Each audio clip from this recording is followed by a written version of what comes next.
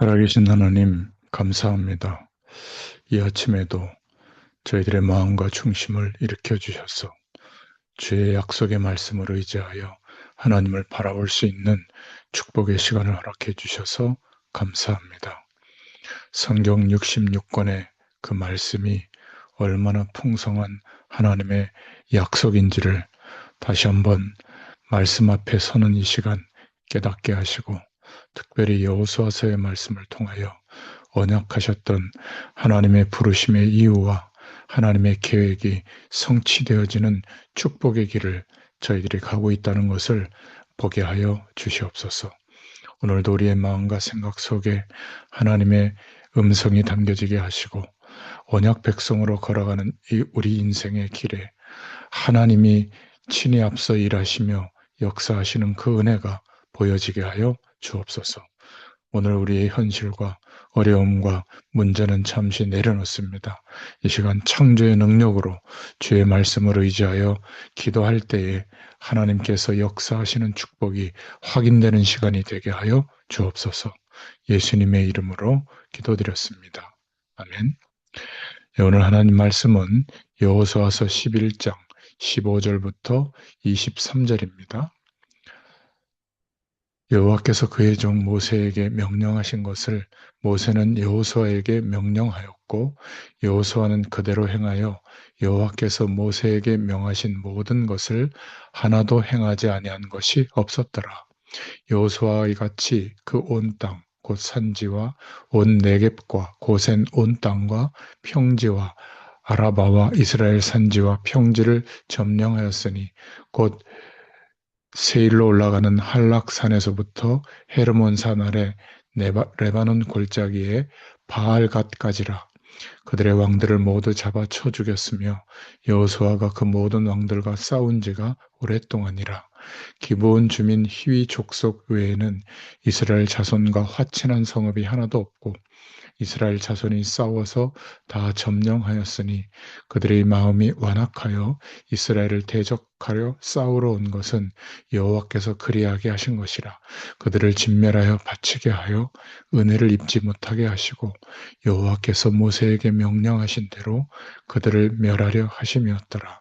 그때 여호수아가 가서 산지와 헤브론과 드빌과 아납과 유다 온 산지와 이스라엘의 온 산지에서 아낙 사람들을 멸절하고, 그가 또 그들의 성읍들을 진멸하여 바쳤으므로 이스라엘 자손의 땅에는 아낙 사람들이 하나도 남지 아니하였고, 가사와 가도와 아스도데만 남았더라. 이와 같이 여호수아가 여호와께서 모세에게 말씀하신 대로 그 온 땅을 점령하여 이스라엘 지파의 구분에 따라 기업으로 주매 그 땅에 전쟁이 그쳤더라.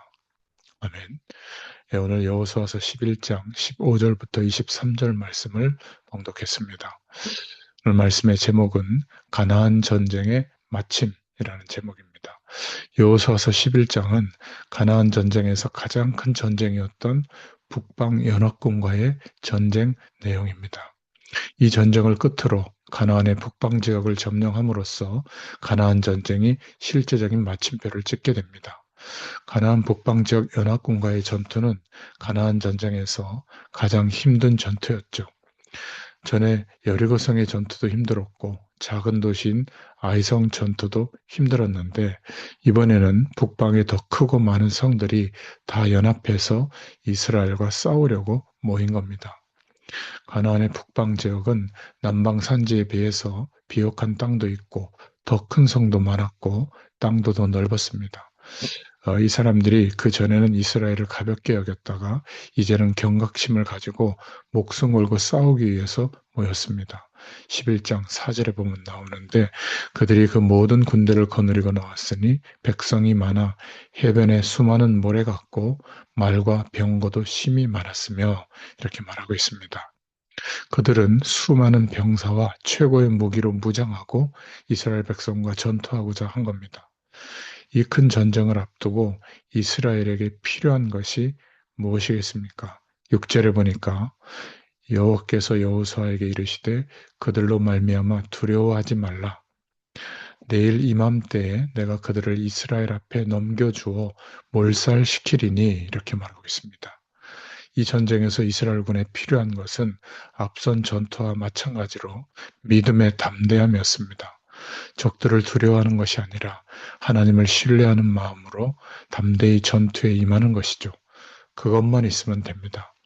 하나님을 믿기에 가지는 이 담대한 마음은 이스라엘이 전투를 하면서 한결같이 필요했던 마음입니다. 작은 전투나 큰 전투나 마찬가지죠. 우리의 영적 전투는 상대의 크고 작음에 의해서 결정되는 것이 아닙니다. 우리가 얼마나 하나님을 더 신뢰하는가에 달려있죠. 그래서 작은 전투라고 소홀히 여기거나 큰 전투라고 더 두려워해서는 안 됩니다. 우리가 의지하는 하나님께서는 적의 크고 작음이 전혀 문제가 되지 않죠. 오직 우리의 마음과 믿음이 문제인 겁니다. 사람들에게는 크고 작음이 항상 큰 관심사고 큰 문제가 되지만 하나님께는 크고 작음이 문제가 아니라 우리의 믿음의 유무가 문제라는 것을 기억하시기 바랍니다. 오늘 우리는 모든 것에 믿음을 가지고 나갈 수 있기를 바랍니다. 두 번째로 우리가 기억해야 될 것은 이 전쟁의 목적이죠. 가나안 전쟁은 약 7년 정도 소요됐는데 그 기간 동안 많은 전투가 있었습니다. 전투마다 전투의 양상과 방법은 달랐죠. 그러나 목적은 하나였습니다.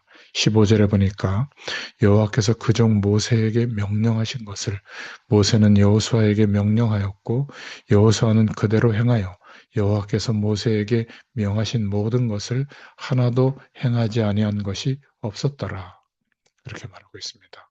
전쟁은 하나님께서 말씀하신 것을 이루는 것이죠. 어떤 땅을 차지하고 전투에서 이기는 것은 다 부차적인 겁니다. 오직 하나님의 말씀에 순종하여 그 말씀을 이루는 큰 목적 안에서 전투가 있었고 성을 차지하는 것이 있었던 것이죠. 가나안 전쟁의 마침을 말하는 말씀을 한번 보십시오. 23절에 이와 같이 여호수아가 여호와께서 모세에게 말씀하신 대로 그 온 땅을 점령하여 이스라엘 지파의 구분에 따라 기업으로 주매 그 땅이 전쟁에 그쳤더라. 전쟁의 시작도 하나님께서 말씀하신 것에 따라서 시작했고 전쟁의 마침도 하나님의 말씀을 이룸에 따라서 멈추었습니다. 말씀을 따라 시작하지 않는 전쟁은 무의미합니다. 그렇기 때문에 무엇을 우리가 이루기를 원한다면 그 일이 말씀에 따라 시작하는 일이 되게 하기를 바랍니다. 그리고 그 일을 이루면서 그 일이 목적 자체가 되지 않게 해야 합니다. 때로는 어떤 일을 시작하면 마치 내릴 수 없는 기차에 탄 것 같이 마냥 앞으로만 가는 사람들이 있습니다. 그들은 멈출 수 없다고 말하는데 그러나 하나님의 말씀이 멈추라고 하면 멈춰야 합니다. 일 자체가 목적이 되어서는 안 됩니다. 말씀이 말하는 것이 종착지가 돼야 하고 멈출 줄 아는 것이 중요합니다. 말씀에 따라서 전쟁을 시작했고 말씀에 따라서 전쟁이 마쳐졌습니다. 오늘 우리가 하는 모든 일들이 이렇게 돼야 될 줄로 믿습니다. 말씀이 가라 하는 곳에 가고 말씀이 멈추라 하는 곳에서 멈추어야 될 줄로 믿습니다. 오늘 말씀의 결론입니다. 길고 긴 가나안 전쟁에서 중요한 것은 그들의 힘도 아니고 적국의 힘도 아니었습니다. 오직 믿음으로 하나님께서 말씀하신 것을 순종하면서 이루어 나가는 것이 중요했죠. 오늘 우리의 일이 커서 못하는 것이 아닙니다. 그 일이 하나님께서 나에게 말씀하신 일이 아니거나 믿음이 부족하기 때문에 못하는 것이죠. 오직 믿음으로 하나님의 말씀을 기준으로 우리에게 맡겨진 일을 하기를 축원합니다. 오늘 말씀을 기억하면서 기도할 때에 우리에게도 언약 성취의 길을 따라 하나님이 승리하게 하시는 매일매일이 되도록 역사하여 주옵소서. 이렇게 기도하시기 바랍니다. 주님 감사합니다. 이번 한 주일 동안에도 여호수아서의 말씀을 통하여 우리를 승리하게 하시는 주의 말씀과 그 말씀이 지시하시는 방향과 뜻을 따라 믿음의 행진을 할 수 있도록 축복하여 주셔서 감사합니다.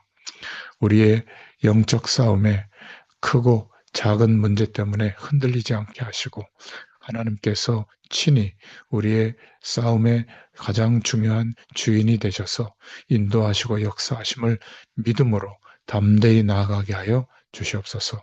말씀이 가게 하시면 가고 말씀이 멈추게 하시면 멈추게 하시는 주의 은혜가 우리에게 있게 하시고 우리의 일이 전면에 나서서 하나님의 뜻과 계획이 사라지는 이런 불신앙이 오지 않도록 우리의 마음과 중심 가운데 말씀의 언약이 살아 역사하게 하여 주시옵소서.